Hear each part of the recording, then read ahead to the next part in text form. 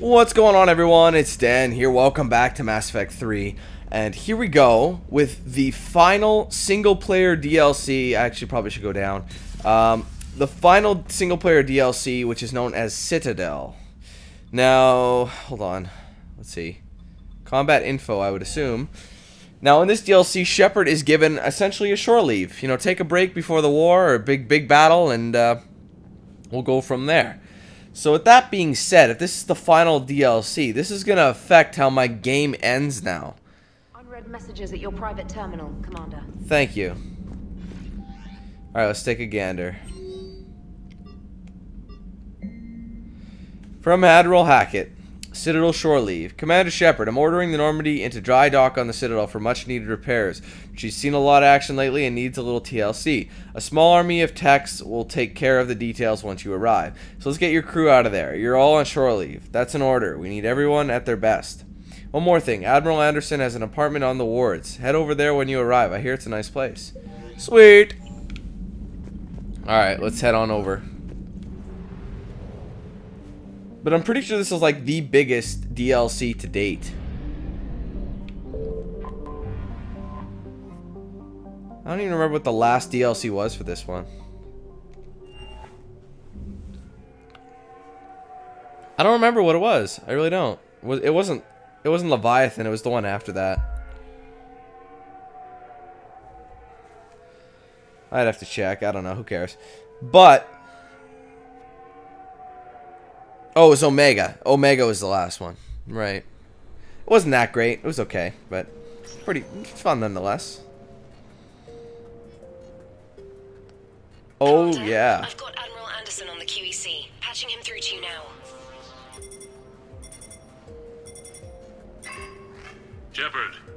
Admiral, how are you holding up? Day by day, Commander. Yeah. Hackett sent me a message about this apartment. I want you to have it. Take it off my hands. Are you serious? You need a place that's yours. Somewhere to recharge, clear your head. Haley wanted us to settle down there. Thing is, the longer I'm on Earth, the less I want to leave. And I want as few loose ends out there as possible. Like I said, you'd be doing me a favor. Thank you. That's very generous. It's practical. We need you in the best shape possible. Rested. Focused. If you say so. Thank you. And make yourself at home, damn it. It's yours now. I'm sure I can manage. Damn, this place is pimping. Okay, good. Been meaning to do that for a while. I'll talk to you soon. Be careful out there, Anderson. You too, Shepard. Damn, we're gonna have some fun here. Alright, what's this? Anderson biography, You relationships. never asked me about this, but my wife just called. My ex-wife. Nobody likes to talk about the toll that long months apart can have on military relationships. She wasn't military. You have She received couldn't your handle it. message. But it's not even about military and non-military, damn it. It's space flight. Space flight. Finding the mass relays, miracles of engineering. Human imagination rising to meet our desires. We pay a price for that curiosity, that drive. Our relationships suffer. People we love suffer. But that's reality, and it's worth the cost.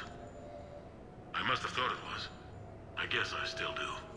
In the end, you just have to hope you made the right choices. Huh. Goddamn women, they don't understand. On the Normandy now. The Normandy? A brand new ship. My ship. Oh, I walked too far. The Normandy?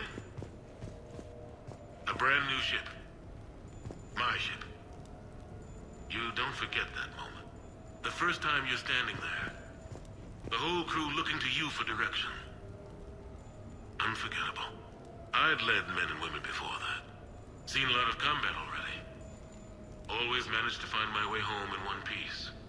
Do that a few times, you begin to think you know better than the next guy. Maybe you do, I don't know. But if you're lucky, really lucky, you find yourself on a good ship, in front of a good crew. A crew you can trust with your life. Gifted. Disciplined. Brave. All of them. Eager to set sail into the endless black ocean. I still remember my XO asking what my orders were. Shepard, I said. Let's see what we can find. Huh. What's this?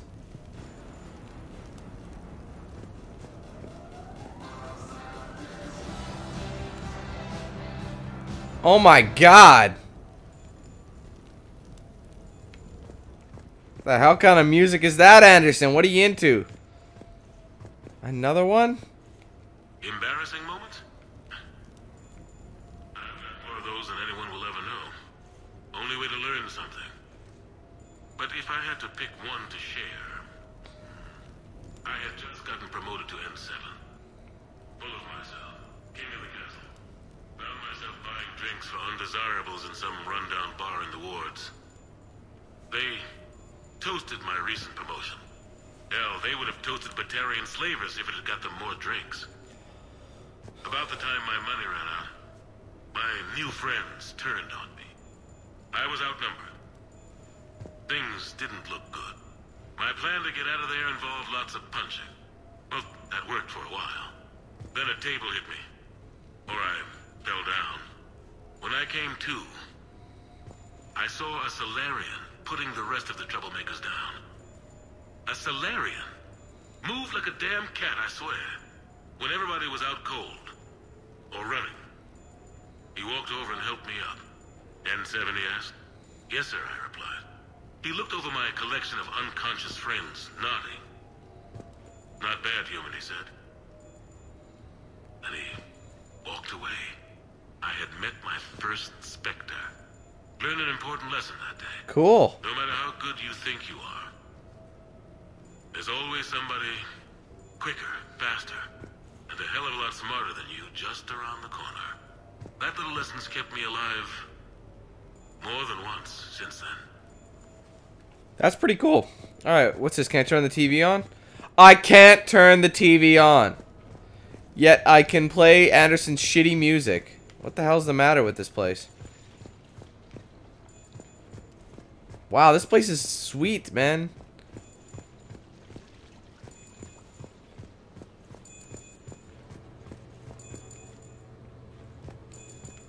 Oh, that's the message terminal. I was like, what is that? No, it's fine. I got a few minutes. First contact war? Yeah.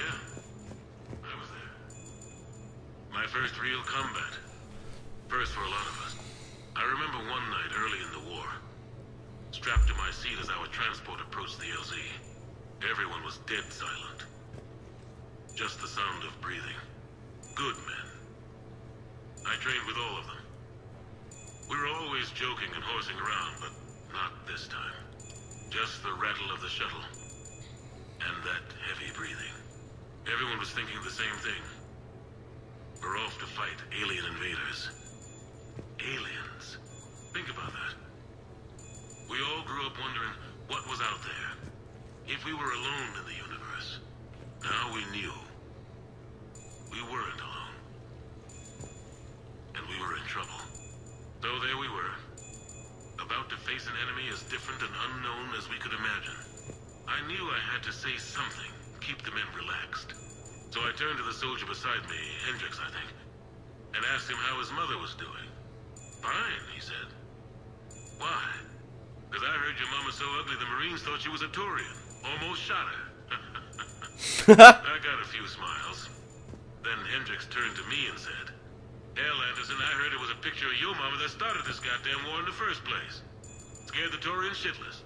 I had a good laugh at that. And the boys fought great that night. Sometimes that's all it takes. A joke, a pat on the back. Just a little reminder that everything's gonna be okay. These are kind of different. Anyway, what's this? A few months ago, I had a chance to sit down with one of Earth's most decorated soldiers, Admiral David Anderson. He was kind enough to answer my questions and talk about his career. Today, the Admiral is on Earth, leading the defense of our home against the Reapers. We have no communication with him or any soldiers on Earth, but we can't forget what they're doing for us. Tonight's show is dedicated to all of the soldiers out there, fighting and dying to keep us safe. Admiral Anderson, today marks the 30th anniversary of the N7 program. Can you describe your first day of training in this now famous program? The Interplanetary Combatives Training Program is all business from day one. How so? We're given basic gear, then separated and stranded on an asteroid with no nav data. The test ends when the last person runs out of oxygen. Sounds daunting. What happens to the ones who run out of air first? Out of the program. The best N7s can survive alone, but work together to survive even longer. That's very impressive, Admiral. Deep space survival training. That has to be so difficult. All of it would take such strength of character. Well, just plain strength. But then you seem like a strong person. I'm sorry. Is there a question in there? Well, does the program make the man, or do you think you were born for this? It's a bit of both, I suppose. Every soldier reaches a point in their career, sometimes more than once, when they are asked to give more than they ever thought they could. That moment is the test. I've seen men and women, almost sure to fail, persevere long past the point of breaking. That experience changes them. Others, with all the gifts and abilities, fail in that moment. Sometimes they pick themselves up and carry on. Sometimes they're just done. What about you? What was your moment? I've had a few, none of which I'd like to share. But I think the toughest tests are still ahead of me. What makes you say that? Call it a hunch. Soldier's intuition? Something like that. Do you trust your intuition? I mean, do you follow your heart over your mind? It depends on the day. No, I suppose if I were to be honest, I do trust my instincts. The problem is, war isn't orderly. And the enemy is never predictable. Even the most experienced veteran is going to find themselves in situations they haven't trained for. In those instances, and there's more than I'd like to admit, your instincts are the only thing keeping you alive. That, and the men and women you're fighting beside. But soldiers are only as good as their leader, isn't that true? Yeah. A good leader can make an okay squad great. A bad leader, well, war tends to make examples of them. What makes a good leader, then? A good leader is someone who values the life of his men over the success of the mission, but understands that sometimes the cost of failing a mission is higher than the cost of losing those men. That's a terrible line to have to walk. Yes, it is. But war is a terrible thing. Thank you for your time, Admiral. Thank you. The remainder of this interview was to take a more personal look at Admiral Anderson's life. It wasn't finished when the Reapers invaded. We can only hope that the Admiral and the soldiers under his command survive to tell us the rest of their stories. I'm Kalisa Al-Jalani. Thank you for watching.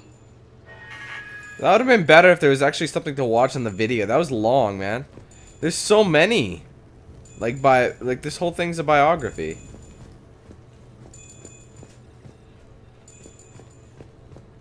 Like, look at all those war medals. There's weapons and ships and...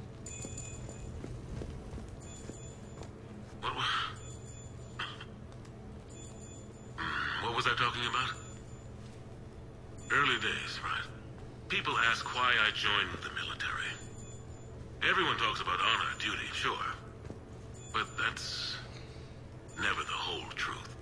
It's 100 little things that add up to commitment. I joined because of a dog. Yeah, a dog. This patchy, mean son of a bitch that used to bark at me every day on my way to school. He'd snarl and I'd start running. scared the hell out of me. I was just a kid. I remember being in a bad mood one morning. Angry, I can't recall why. When that dog started in on me, I snapped. Started barking right back. We both kept at it until we had nothing left. Dog never bothered me again. Why'd I join the military? Sometimes you just gotta howl to make things right. Interesting way to look at it. Alright, so I do apologize if some of you aren't enjoying these little quips of Anderson's life, but I do want to look at this whole place before starting a mission. Please tell me it's a good song.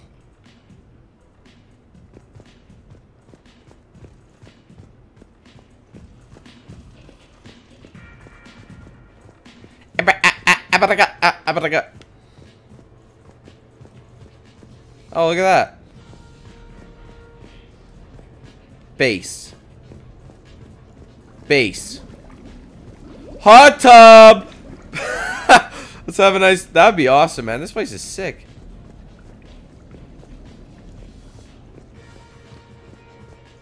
Base. Base. Base. Shit. Okay, there's a childhood biography. What else is there? Oh my god, there's a lot. Alright, hold on. Big in the back. Ah.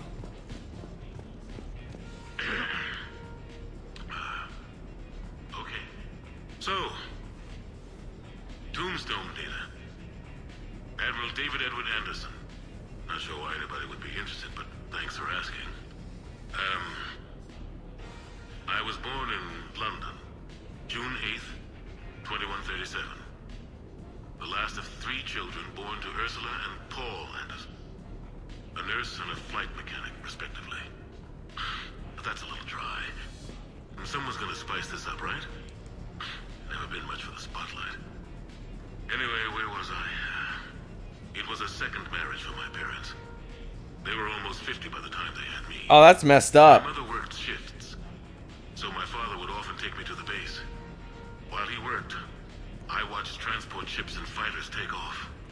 Worked his whole life around space travel, my father. But he never left Earth. Not for a day. He was a good man. But that's just a side note. Don't put that in. Who is it, Kaylee?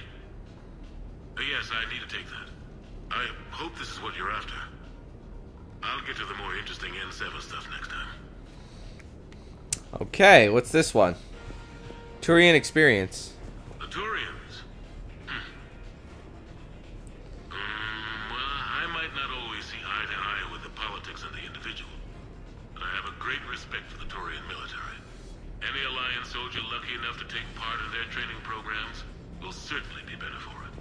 Their precision, skill, and discipline come together in a way that's second to none.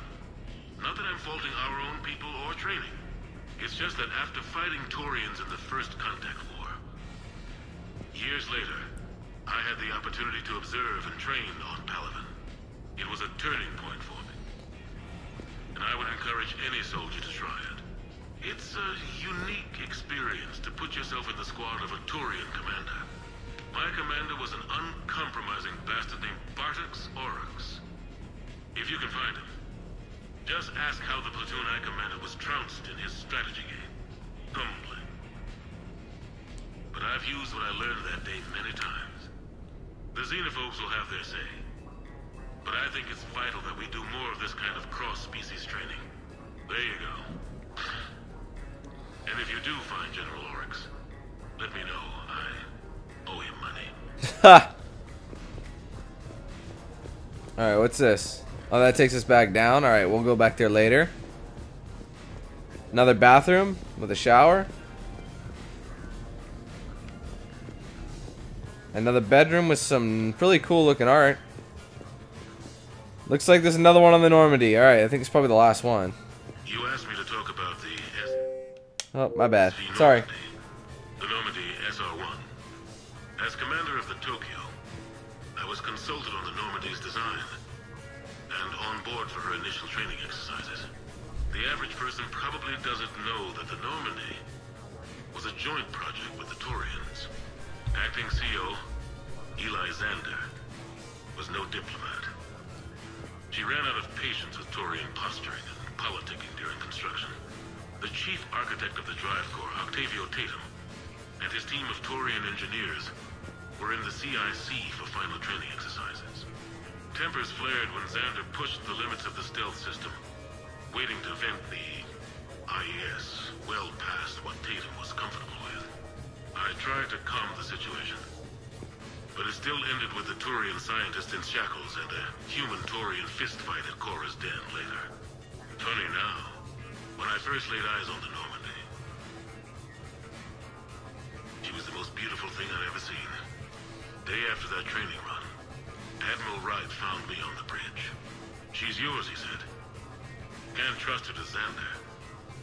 Send me a list of crew from the Tokyo you'd like, and prep for your first mission. Short command thanks to Saren. Still, one of the highlights of a long career.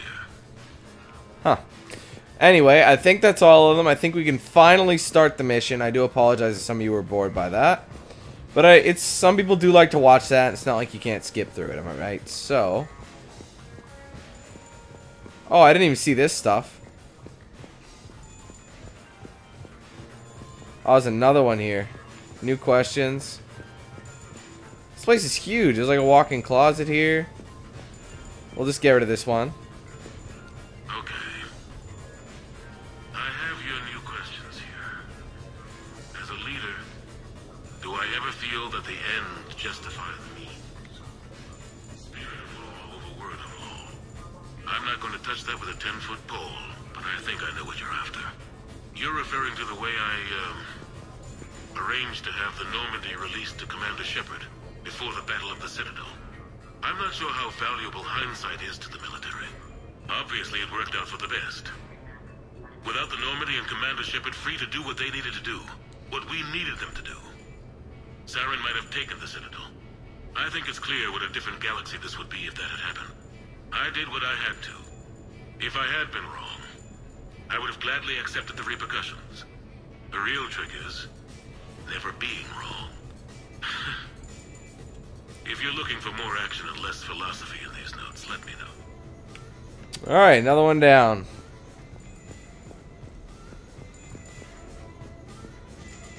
I haven't checked out the kitchen. Holy shit! What is this, on how to cook an omelet? Oh, it's on me, or Shepard. Oh, I've already gone in here, so.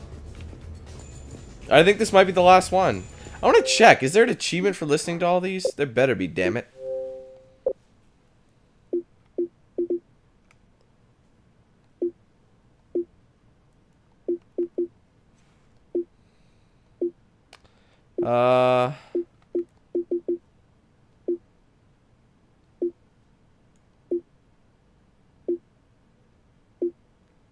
Huh, apparently not. Alright, whatever. We'll still check it out. Come on. Let me see it.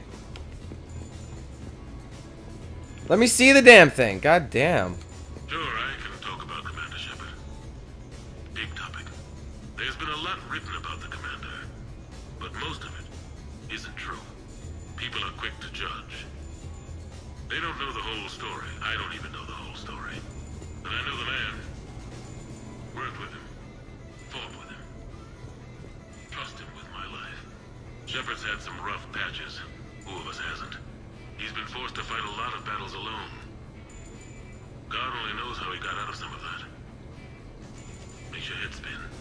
Thing is, you never heard a complaint. Never once got, no sir, I can't do that. He never hesitated. Few people know what Shepard's been through.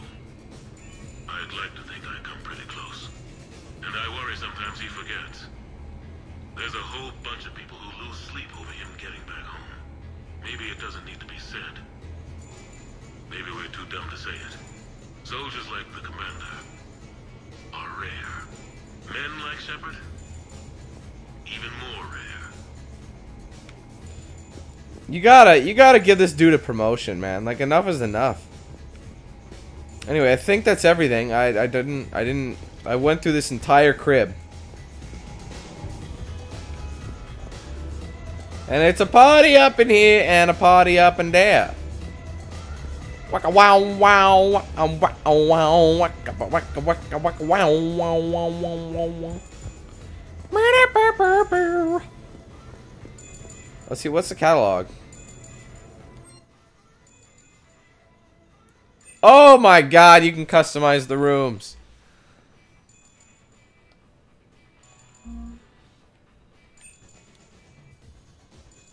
You probably gotta unlock this stuff.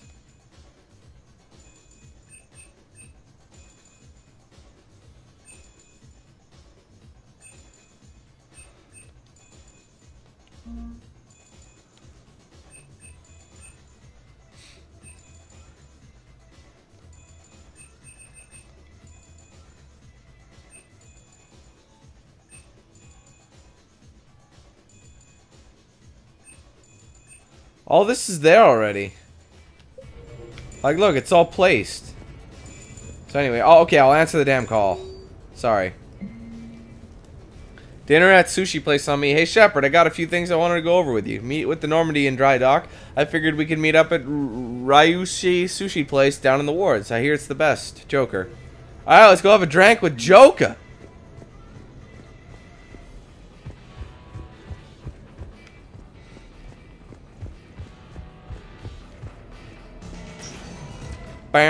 That place is awesome. Barrius Tower is where I live. That shit is awesome. I'd love to have a pad like that, man. That'd be amazing. Probably cost an arm and a leg. Hello. Anderson and Shepard have paid their dues, man. No doubt about it.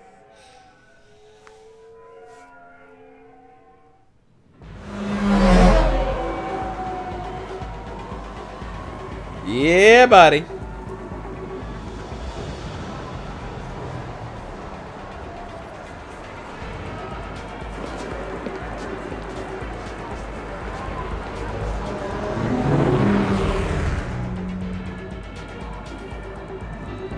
And we can play some games and like gamble, and I'm gonna try and do that. There's a Chivos tied in with it. Like, all this stuff is new.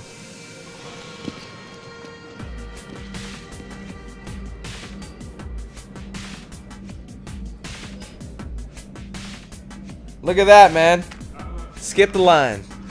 VIP, motherfucker. Ah, Commander Shepard, your table is ready.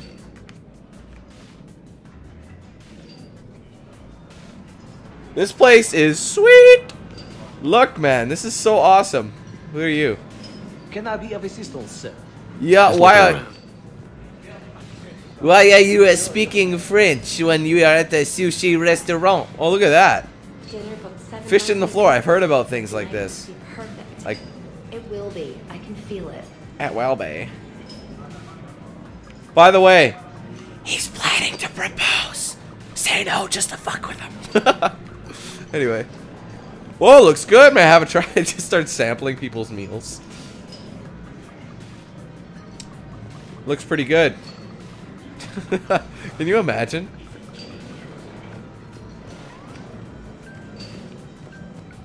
No one's doing anything.